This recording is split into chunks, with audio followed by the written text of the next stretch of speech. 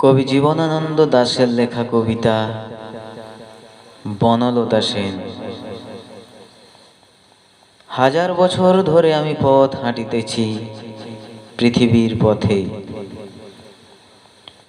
সিংহল সমুদ্র থেকে নিশীথের অন্ধকারে মালয় সাগরে। অনেক ঘুরেছি আমি বিম্বিসার অশোকের ধূসর জগতে,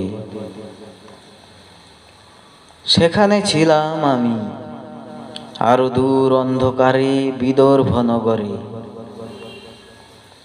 আমি ক্লান্ত প্রাণ এক, চারিদিকে জীবনের সমুদ্র সফেন। আমার দুদণ্ড শান্তি দিয়েছিল নাটোরের বনলতা সেন। চুল তার কবেকার, অন্ধকার বিদিশার নিশা, মুখ তার শ্রাবন্তীর কারুকার্য। অতি দূর সমুদ্রের পর হাল ভেঙে যে নাবিক হারাইছে দিশা, সবুজ ঘাসের দেশ যখন সে চোখে দেখে দারুচিনি দ্বীপের ভিতর, তেমনি দেখেছি তারে অন্ধকারে।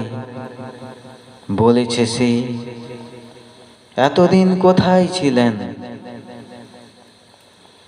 পাখির নীড়ের মতো চোখ তুলে নাটোরের বনলতা সেন।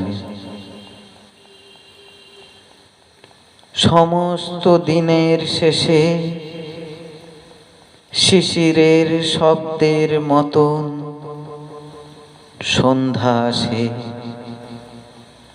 ডানার রৌদ্রের গন্ধ মুছে ফেলে চিল,